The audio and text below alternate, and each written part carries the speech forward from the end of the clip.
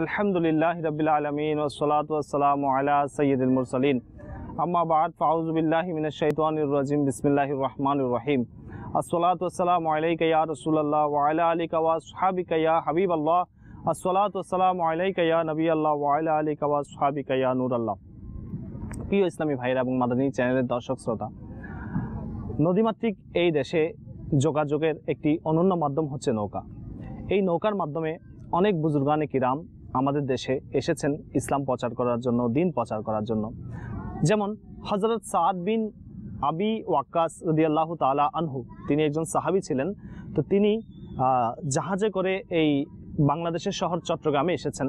চট্টগ্রাম থেকে তিনি বার্মা হয়ে তিনি চীনে গিয়েছেন এবং আলহামদুলিল্লাহ চীনের মধ্যে ওনার মাজার এখনও আমরা শুনি যে ওনার মাজার সেখানে রয়েছে। তো আল্লাহ তাআলা ওনার উপর অসংখ্য রহমত বর্ষণ করুক। আমার নবী সাল্লাল্লাহু তাআলা আলাইহি ওয়াসাল্লামের মুবারক বাণীর মাধ্যমে আল্লাহ রাসূল সাল্লাল্লাহু তাআলা আলাইহি ওয়াসাল্লাম নৌকার অনেক উপমা দিয়েছেন। তো ইনশাআল্লাহ আমরা শুনবো। তো আজকে আমরা আপনাদেরকে এই অনুষ্ঠান কিছু কথা অজানা, এই অনুষ্ঠানের মাধ্যমে নৌকা সম্পর্কে কিছু অজানা কথা আমরা আপনাদেরকে শোনাবো। আমাদের সঙ্গে থাকুন, ইনশাআল্লাহ অনেক কিছু শিখতে পারবেন, অনেক কিছু জানতে পারবেন নৌকা সম্পর্কে। সল্লু আলাল হাবিব সাল্লাল্লাহু তাআলা আলা মুহাম্মদ সাল্লাল্লাহু আলাইহি ওয়াসাল্লাম। হুজুর, নৌকা প্রথমে কে আবিষ্কার করেন? হ্যাঁ রাশেদ ভাই, আসলে এই নৌকা সম্পর্কে তো আল্লাহ তাবারক ওয়া তাআলা কোরআনে মজিদের মধ্যে ইরশাদ করেছেন যে হযরত নূহ আলা নবীনা ওয়া আলাইহিস সালাতু ওয়াস সালামকে আল্লাহ তাআলা ওহী প্রেরণ করেছেন যে নৌকা আবিষ্কার করার জন্য। সেই হিসাবে সর্বপ্রথম নৌকা আবিষ্কারক হচ্ছে হযরত নূহ আলা নবীনা ওয়া আলাইহিস সালাতু ওয়াস সালাম। মাশাআল্লাহ। হযরত সাইয়েদনা নূহ আলাইহিস সালাতু ওয়াস সালাম কেন নৌকাটা আবিষ্কার করেন? আসলে এটা নিয়ে আল্লাহ তাবারক ওয়া তাআলা কোরআনে মজিদের মধ্যে ইরশাদ করেছেন, নূহ আলা নবীনা ওয়া আলাইহিস সালাতু ওয়াস সালাম উনি এমন একজন নবী, 950 বছর উনি ওনার সম্প্রদায় যারা ছিল, ওনার কওম যারা ছিল, ইনাদেরকে আল্লাহ তাআলার বাণী পৌঁছে দিয়েছেন, নেকির দাওয়াত দিয়েছেন। কিন্তু 950 বছর এদেরকে নেকির দাওয়াত দেওয়ার পরও, আল্লাহ তাআলার দিকে আহ্বান করার পরও এরা অমান্য করেছে, মানে নাই। বেশ কয়েকজন, শুধু কিছু সংখ্যক, যেমন বিভিন্ন রেওয়ায়েত রয়েছে 72 জন বা 80 জন মতো ওনার উপর ঈমান এনেছেন। এমনকি এক পর্যায়ে এরকম হয়ে গিয়েছে যে হযরত নূহ আলাইহিস সালাতু ওয়াস সালামের যারা উম্মত ছিল তাদের মধ্যে যারা বৃদ্ধ হয়ে যেত, আচ্ছা, যাদের মৃত্যুর শয্যায়, যাদেরকে বলা হয় সাকরাত চলতেছে, একদম মারা যাবে, এইরকম বৃদ্ধ যারা ছিল, এরাও তাদের সন্তানদেরকে এটা ওসিয়ত করে যেত যে হযরত নূহ আলা নবীনা ওয়া আলাইহিস সালাতু ওয়াস সালাম মাযাল্লাহ বলতো উনি হচ্ছে পুরানো পাগল। আচ্ছা, তো ইনার কোনো কথা তোমরা শুনবে না। ছেলেদেরকে এটা ওসিয়ত করতো যারা এদের বৃদ্ধ যারা ছিল। আচ্ছা আচ্ছা। এবং বলতো এটা যে ইনার কোনো কথা শুনবে না, কেন ইনি নাউজুবিল্লাহ পুরানা পাগল, ওনার কোনো কথায় তোমরা ধ্যান দিবে না। যখন তাদের অবস্থা এই পর্যায়ে পৌঁছে গিয়েছে, তখন আল্লাহ তাআলার পক্ষ থেকে এটা হুকুম এসেছে, হে নূহ আলা নবীনা ওয়া আলাইহিস সালাতু ওয়াস সালাম, বাস তোমার উম্মতের মধ্যে যাই মুমিন হওয়ার হয়ে গিয়েছে, আর বাকি যারা আছে এরা ঈমান আনবে না। এরপর নূহ আলা নবীনা ওয়া আলাইহিস সালাতু ওয়াস সালামকে এই নৌকাটা আবিষ্কার করার কি দিয়েছেন, হুকুম আল্লাহ তাআলা দিয়েছেন। হ্যাঁ, আল্লাহ তাআলার পক্ষ থেকে এটা এসেছে। কেন তাদেরকে ডুবিয়ে মারার জন্য আল্লাহ তাআলা কি করেছেন, এটা আল্লাহ তাআলার পক্ষ থেকে যে আযাবটা আসবে, তুফানটা আসবে, তুফানের মাধ্যমে তাদেরকে ডুবিয়ে মারা হবে। তো এর থেকে বাঁচার জন্য যারা মুমিন রয়েছে, নূহ আলা নবীনা ওয়া আলাইহিস সালাতু ওয়াস সালাম এবং ইনার সাথে প্রায় কমবেশ আরো 80 জন যারা ছিল, এরা মুমিন ছিল, এরা নৌকার মধ্যে এরা হিফাজতে ছিল, বাকিদেরকে আল্লাহ তাআলা ধ্বংস করে দিয়েছে। রাশেদ ভাই, আমরা যদি হিসাব করি 950 বছর, 950 বছর উনি এদেরকে বুঝিয়েছেন, ইনার উম্মতদেরকে ইসলামের দাওয়াত দিয়েছেন। 950 বছর, 950 বছর, 950 বছর দাওয়াত দেওয়ার পরেও তারা কিন্তু ঈমান আনে নাই, যার কারণে এই আযাব। আর এই আযাবের পর্যায়ে উনাকে তো অনেক জুলুম করেছেন, উনার উপর অনেক অত্যাচার এরা করেছে, উনার কওমরা। তো ওনাদের পর্যায়টা এমন পর্যায়ে পৌঁছে গিয়েছে, বৃদ্ধ যারা ছিল তাদের ছেলেদেরকে এটা ওসিয়ত করত, যে ওসিয়ত করত যে কি, যে নূহ আলাইহিস সালাতু ওয়াস সালাম নওয়াজুবিল্লাহ ইনি পুরানো পাগল, ইনার কোনো কথা শুনবে না, ওই কথার দিকে ধ্যানও দিবে না। যখন এই পর্যায়ে পৌঁছে গিয়েছে তখন হুকুম এসেছে আল্লাহ তাআলার পক্ষ থেকে, হে নূহ আলা নবীনা আলাইহিস সালাতু ওয়াস সালাম, তোমার উম্মতের মধ্যে আর কেউ ঈমান আনবে না, যেগুলা এনেছে এরা, আর এতে তোমার কষ্ট পাওয়ার কোনো কারণ নাই।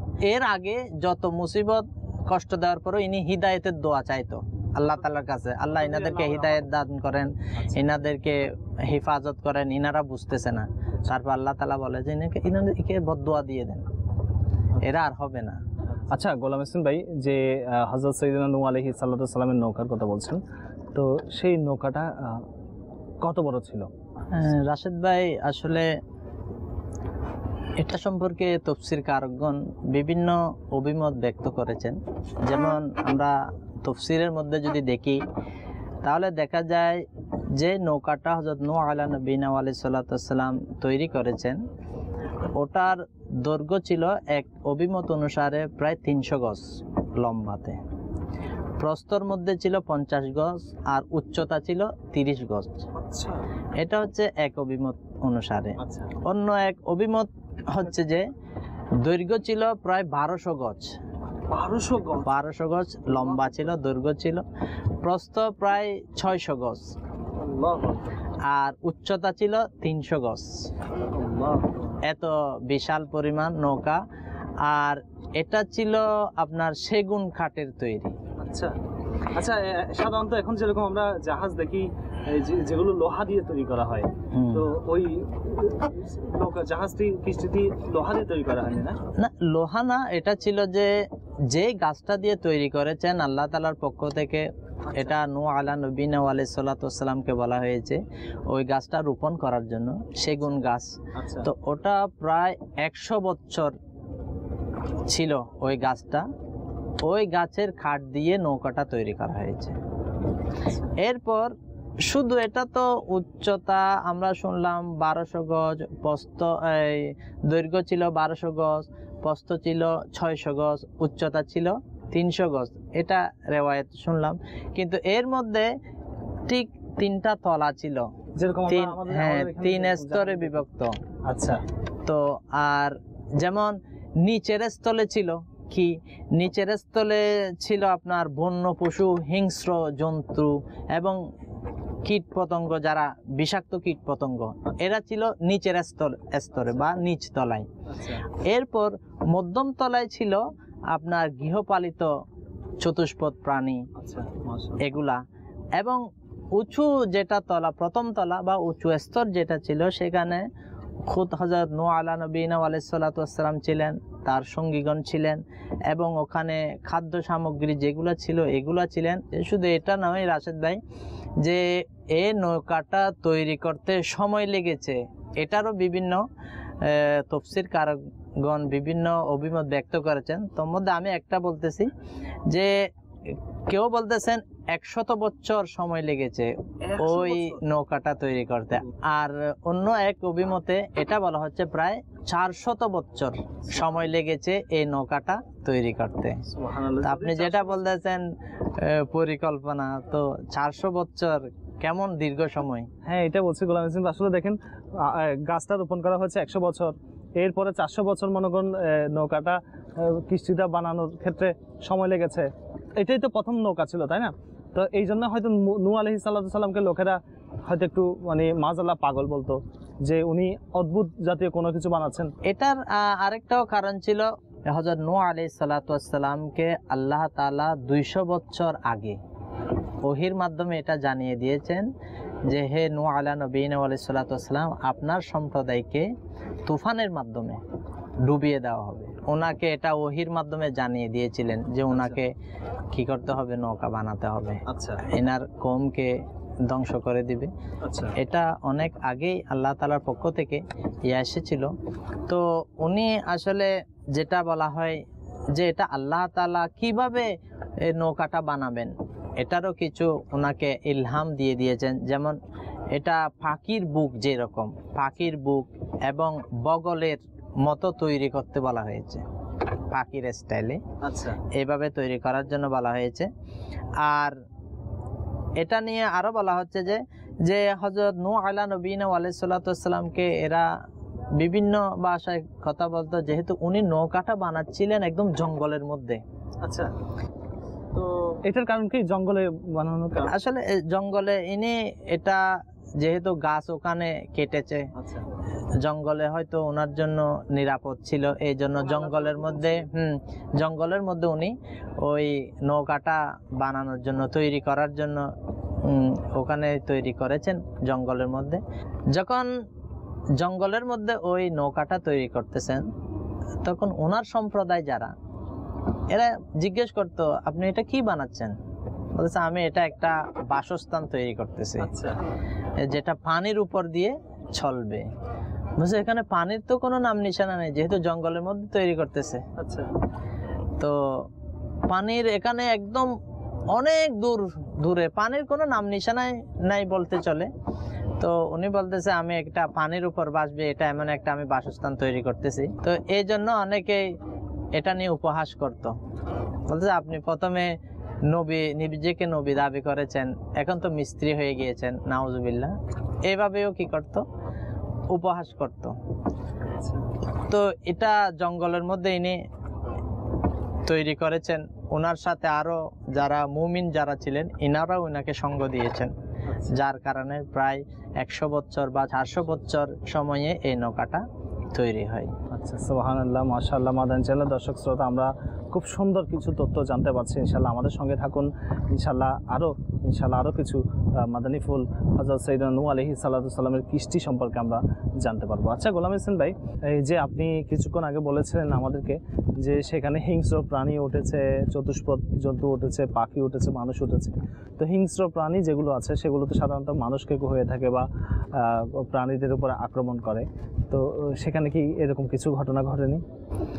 হ্যাঁ রাশেদ ভাই, সুন্দর বলেছেন। এটা নিয়েও যখন আল্লাহ তাআলার পক্ষ থেকে হুকুম এসেছে যে নূহ আলা নবীনা আলাইহিস সালাতু ওয়াস সালামকে বলা হয়েছে এক জোড়া পশু পাখি এভাবে কিস্তির মধ্যে তুলে নেওয়ার জন্য। আচ্ছা, তখন নূহ আলা নবীনা আলাইহিস সালাতু ওয়াস সালাম আল্লাহ তাআলার দরবারে আরজ করলেন, হে আল্লাহ তাআলা, যে অনেক সময় বাঘ তো আপনার গরুকে খেয়ে ফেলবে, বাঘ তো মহিষকে খেয়ে ফেলবে, তো এটা কিভাবে তোলা যায় এদেরকে, যেহেতু এরা হিংস্র প্রাণী, বন্য প্রাণী। আল্লাহ তাআলা পক্ষ থেকে যখন বলা হয়েছে যে এক জোড়া করে এই পশু পাখি এগুলা নৌকার মধ্যে তুলে নেওয়ার জন্য, তখন নূহ আলা নবীনা আলাইহিস সালাতু ওয়াস সালাম আল্লাহ তাআলার দরবারে আরজ করলেন, হে আল্লাহ তাআলা, এদের মধ্যে তো কিছু হিংস্র রয়েছে, যারা একে অপরের শত্রু, তো এরা তো একে অপরকে খেয়ে ফেলবে বা কষ্ট দিবে। তো আল্লাহ তাআলা হযরত নূহ আলা নবীনা আলাইহিস সালাতু ওয়াস সালামের কাছে আবার ওহী প্রেরণ করলেন, হে নূহ আলা নবীনা আলাইহিস সালাতু ওয়াস সালাম, ইনাদের মধ্যে শত্রুতা এটা কে দিয়েছে? আল্লাহ, এটা আপনার পক্ষ থেকে হয়েছে। আচ্ছা, তবে যাদেরকে আমি শত্রুতা দিতে পারি, এদেরকে আবার বন্ধুত্ব মহব্বতও সৃষ্টি করে দিতে পারি, বাস তুমি এদেরকে তুলে নাও। তো এরপর তুলে নেওয়া হয়েছে এই কীট পতঙ্গ। এখন এর মধ্যে একটা জিনিস রয়েছে, এই বিষাক্ত যে কীট পতঙ্গ শেষের দিকে এসেছে আপনার বিচ্ছু আর সাপ। আচ্ছা, তারা এসেছে নৌকাতে ওঠার জন্য, কিন্তু হযরত নূহ আলা নবীনা আলাইহিস সালাতু ওয়াস সালাম সাপ এবং বিচ্ছু যেহেতু এগুলো বিষাক্ত জিনিস, এদেরকে বাধা দিয়েছে, তো তোমরা উঠতে পারবে না। আচ্ছা, তখন সাপ এবং বিচ্ছু হযরত নূহ আলা নবীনা আলাইহিস সালাতু ওয়াস সালামের কাছে আরজ করলো যে আমাদের উভয়কে কি করেন, হে আল্লাহর নবী, আমাদেরকেও আপনি সাওয়ার করিয়ে নেন, আরোহণ করিয়ে নেন। আমরা এটা ওয়াদা করতেছি, যে ব্যক্তি এটা বলবে, এটা কোরআনে মসজিদের মধ্যে রয়েছে, সালামুন আলা নূহিন ফিল আলামিন, যে ব্যক্তি এটা পাঠ করবে, তো আমরা এটা ওয়াদা করতেছি তাদেরকে আমরা কোনো ক্ষতি করব না। সুবহানাল্লাহ, মাশাআল্লাহ। মাদানী চ্যানেলের দর্শক শ্রোতা, আমরা খুবই সুন্দর একটি মাদানী ফুল শুনতে পেরেছি, জানতে পেরেছি যে আমরা অনেক সময় সাপ বিচ্ছু এগুলোর ভয় করে থাকি। তো যদি আমরা এই ওজিফাটি পড়ি, ইনশাআল্লাহ আল্লাহ তাআলার দয়াতে সেই সাপ বিচ্ছু কোনো ক্ষতি করবে না আমাদেরকে, ইনশাআল্লাহ আজ্জা ওয়া জাল্লা। আচ্ছা হুজুর, এই যেটি আরজ করতে যাচ্ছিলাম আপনাকে, যে হযরত নূহ আলাইহিস সালাতু সালামের এই কিস্তি এই কত বছর ধরে এই পানির মধ্যে ছিল, কতদিন পানির মধ্যে ছিল? হযরত নূহ আলা নবীনা আলাইহিস সালাতু ওয়াস সালামের এই কিস্তিটা, এই নৌকাটা 6 মাস যাবত পানির মধ্যে ভেসে ছিল। 6 মাস। তো ওখানে যে জীব জন্তু মানুষ পশু পাখি সবগুলো এই 6 মাস ধরে সেখানে ছিল। আচ্ছা, সুবহানাল্লাহ। তো গোলাম হোসেন ভাই, আরেকটি কথা হচ্ছে যে মনে করুন যখন মহাপ্লাবন এসেছে, সেই আযাব এসেছে, তো তখন কি পুরো পৃথিবীর মধ্যে এসেছে নাকি কোনো একটা নির্দিষ্ট স্থানে সেই প্লাবনটা এসেছিল? এটা তাফসীরের মধ্যে রয়েছে পুরা পৃথিবী ডুবে গিয়েছিল। জি, তার বর্ণনাটা যদি গোলাম হোসেন ভাই আমাদেরকে একটু দিতেন। যে এই আযাবটার ব্যাপারে তাফসীরের মধ্যে যেভাবে এসেছেন, তো 40 দিন 40 রাত মুষলধারে এমন বৃষ্টি হয়েছে এবং সাথে সাথে জমিনও কি হয়েছেন, ফেটে গিয়েছেন এবং জমিন থেকেও পানি উঠেছে। তো এইভাবে এত উঁচু পানি হয়েছে, এত পানি হয়েছে, যার কারণে ওই কিস্তিটা, ওই নৌকাটা 6 মাস পর্যন্ত এটা পানির মধ্যেই ছিল। জি গোলাম হোসেন ভাই, এরপর রাশেদ ভাই, এখানে যে জঙ্গলের মধ্যে এই যখন নৌকাটা তৈরি করা হচ্ছে, তখন আমরা বর্তমানে দেখি অনেকে কুকুরকে রাখে পাহারা দেওয়ার জন্য। আচ্ছা, তো সর্বপ্রথম নূহ আলা নবীনা আলাইহিস সালাতু ওয়াস সালাম আল্লাহ তাআলার কাছে ফরিয়াদ করেছে, ইয়া আল্লাহ তাআলা, এই কুকুর দিয়ে পাহারা করার ব্যবস্থা করা হোক। যেহেতু দিনের মধ্যে আমরা এটার কাজ করব এবং রাত্রে একটু ক্লান্ত হয়ে গেলে বিশ্রাম করব, তো পাহারা দিবে কে? কুকুর। তো আল্লাহ তাআলা ওই কুকুর নিয়োগ করেছেন ওখানে। কুকুর কি করত? হ্যাঁ, কুকুর এটা পাহারা দিত আপনার এই জাহাজটা, নৌকাটা যখন বানাচ্ছে পাহারা দিত।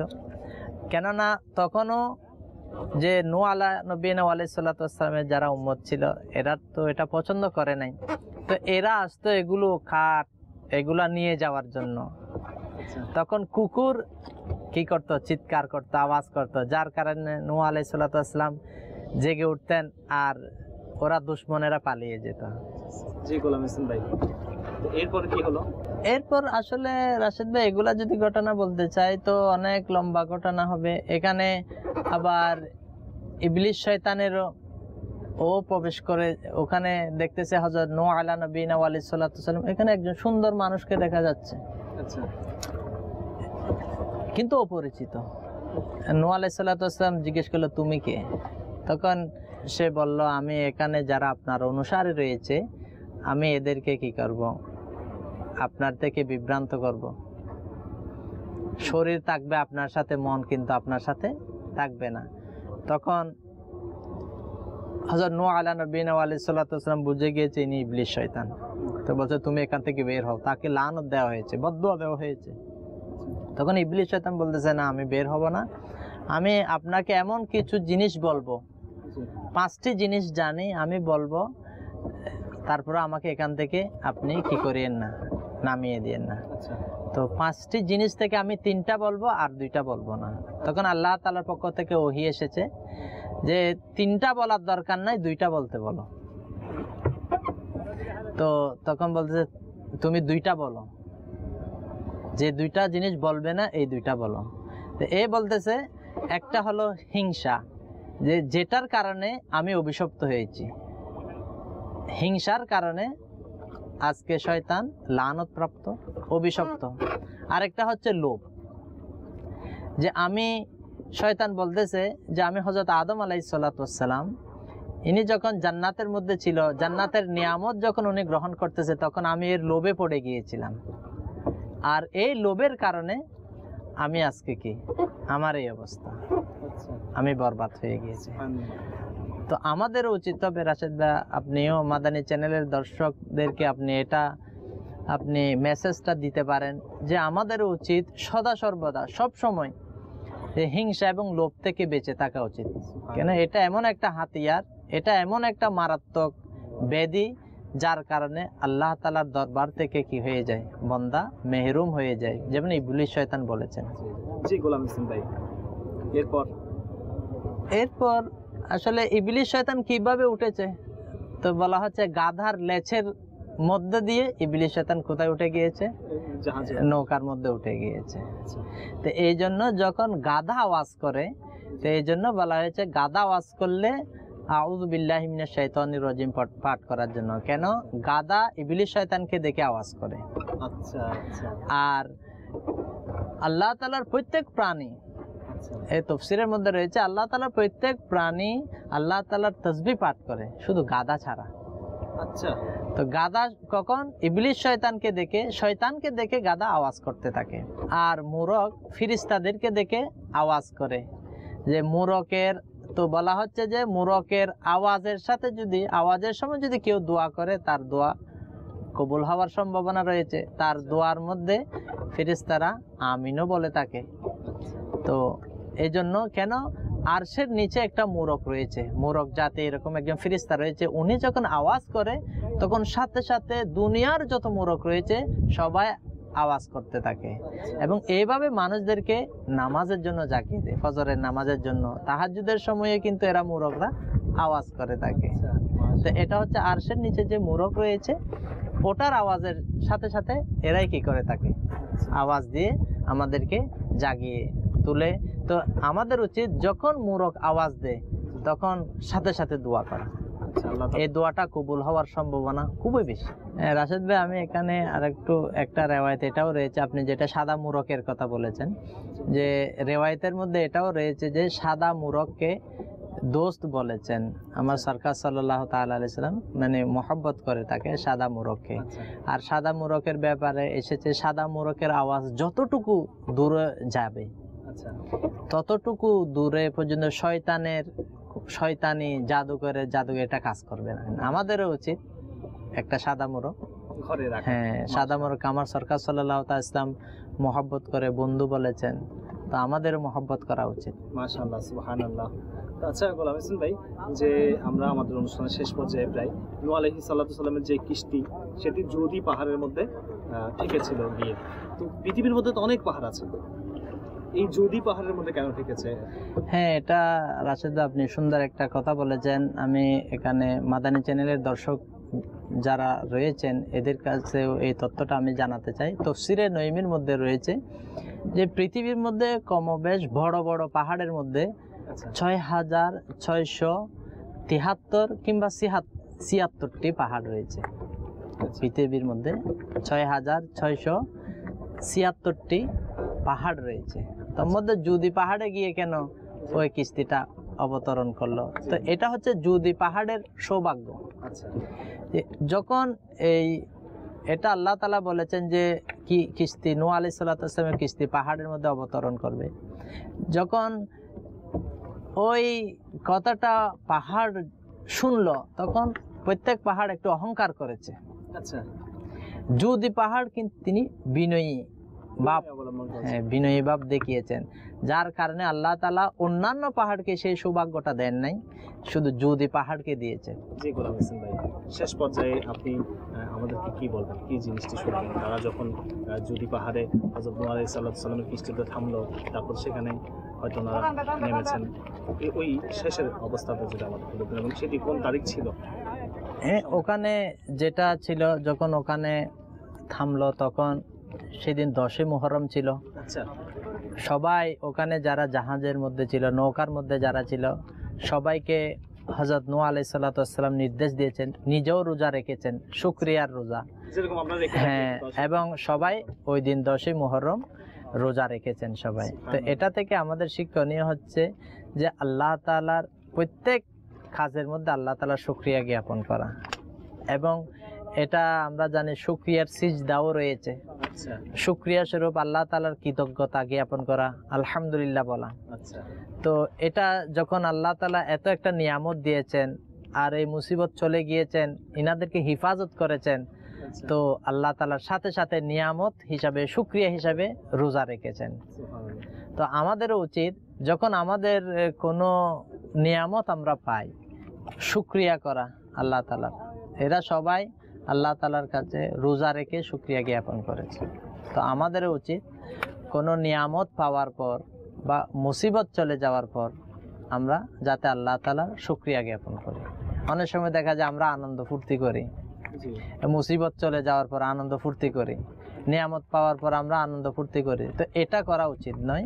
যে হযরত নূহ আলাইহিস সালাতু ওয়াস সালামের এই ওয়াকিয়া থেকে আমরা এটাই আরেকটা মাদানী ফুল আমরা জানতে পারলাম, যে সব সময় আল্লাহ তাআলার নিয়ামত পেয়েও শুকরিয়া করব, মুসিবত চলে গেলেও আমরা শুকরিয়া আদায় করব।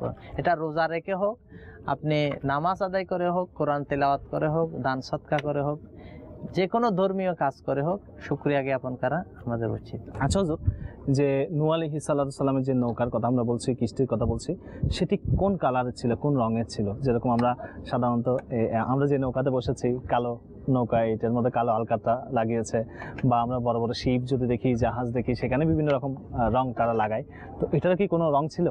হ্যাঁ রাশেদ ভাই, আপনি আসলে যেটা বলেছেন, আমরা এখানে যেটা আমাদের নৌকার মধ্যে আলকাতরা লাগানো হয়েছে, আমার মনে হয় এটা তো নূহ আলাইহিস সালাতু ওয়াস সালামের আদাকে আদা করা হচ্ছে, ওনাকে অনুকরণ করা হচ্ছে। নূহ আলাইহিস সালাতু ওয়াস সালামও বাস নৌকার মধ্যে এইভাবে কালো তেল লাগিয়েছেন, যেটা আমরা আলকাতরা বলি, এভাবে লাগিয়েছেন। হয়তো ওই ধারাবাহিকতায় বর্তমানে আমরা এখানে যা নৌকা দেখতেছি, এটাতে আলকাতরা এটা লাগানো হচ্ছে।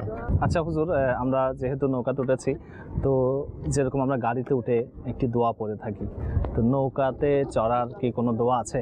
হ্যাঁ, অবশ্যই তো দোয়া রয়েছে। হযরত নূহ আলা নবীনা আলাইহিস সালাতু ওয়াস সালাম যখন নৌকার উপর আরোহণ করলেন, তখন আরোহণ করার সময় হযরত নূহ আলা নবীনা আলাইহিস সালাতু ওয়াস সালাম এই দোয়াটা পাঠ করেছেন, বিসমিল্লাহি মাজরিহা ওয়া মুরসাহা ইন্না রাব্বি লাগাফুরুর রহিম। এই দোয়াটা পাঠ করেছেন। অর্থাৎ নূহ আলাইহিস সালাম যখন উঠেছেন তখন পাঠ করেছেন? এটা কোরআনে মজিদের মধ্যে রয়েছে, এটা কোরআনে মজিদের মধ্যে আয়াত, সূরা হুদের মধ্যে রয়েছে এটা, বিসমিল্লাহি মাজরিহা ওয়া মুরসাহা ইন্না রাব্বি লাগাফুরুর রহিম।